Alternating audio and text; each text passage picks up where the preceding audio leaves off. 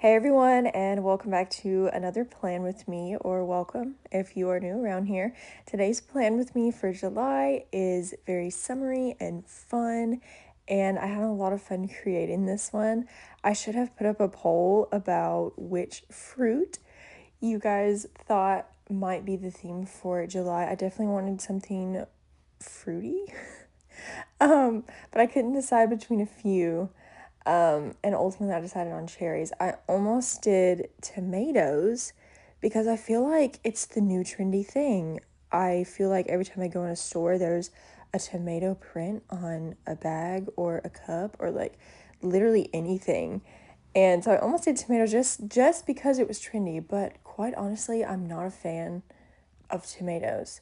Like I love salsa and cooked tomatoes. I even like pico, but if it's just like a plain raw tomato, it's not for me. So that's why I decided on cherries, and they're just so cute and summery. And so I knew I wanted to do cherries, but I knew I wanted to add a little extra something to it. And so that's why we did the green striped background, and I'll continue that green striped background throughout the rest of the spreads. But I chose to do it with watercolor because I didn't want it to be the focus. Obviously, I wanted the focus to be the cherries, but I did want there to be something in the background. And the watercolor wasn't quite so opaque, it's more watercolory. Um, and I chose green because I thought green would go well with the cherry stems and the leaves. I also didn't want them to be perfectly straight lines whatsoever. That was not the vibe or the intent that I was going for. I could have easily taken out some washi tape and taped down the background and gotten the straightest, crispest lines, but I wanted it to be sort of messy and all over the place, like kind of like I just took out my sketchbook and started doing it, not aiming for perfection at all. So, I mean, that's definitely what I achieved with the stripes in the background. But moving on to the cherries, I did groups of 2 because I feel like that's the cutest way to draw cherries.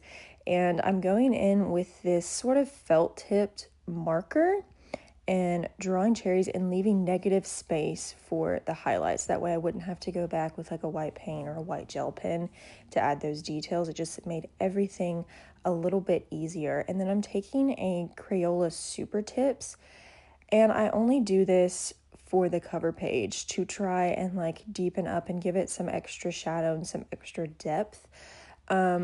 With this lighting, you can't really tell that it did anything, but I promise in person it looks like it has more shadow and more depth. But I stopped doing that because that felt tip marker, the end of it was getting a little frayed, and so it was making it kind of messy and hard to control. So I just switched straight over to just using the Crayola Supertips, and then I also used a Crayola for the green leaves. And then for my fine liner, I took a Pilot just G2 pen, and honestly it worked pretty well. I liked how crisp it was. It was quite liquidy, so you'll see here in a minute when I write out the calendar title, I do smudge it. And honestly, here I go, wait for it. I'm gonna take an eraser. There it goes. You can see I smudged it. But honestly, it's so on brand for me, so fitting for me to have so many little mistakes throughout my bullet journal. And that's just who I am. And I've embraced it, and it's fine. I'm gonna have mistakes. But yeah, I used the Pilot G2 pen because my fine liners, I really just need to buy some more. And if anyone has any recommendation for fine liners, please let me know. I've always just used a Sharpie fine liner, and I love it. It's cheaper, it's really accessible here in a small town, so that's kind of why I chose it. But moving on, I also went back to a half calendar sized spread for the calendar. I've been doing like 2 pages for a calendar. Now I'm back to a half size just because I've been so busy with starting a new position and moving into a house and trying to close and moving everything, and there's so many people I want to see, and just things like life has just taken over. So I haven't really been using my bullet journal like I should, but I definitely want to implement it more. I wanted to get back more in a routine, and what greater way to stay in a routine than to like use and implement your bullet journal where you can and what works for you. So that's what we're doing. But moving on to the weekly spread, we are doing a Dutch door spread, and I said at the beginning of the year that I would limit these as much as I could because I love them so much. But I feel like for a while, every single month, every single plan with me, I was like, let me break out the Dutch door spread.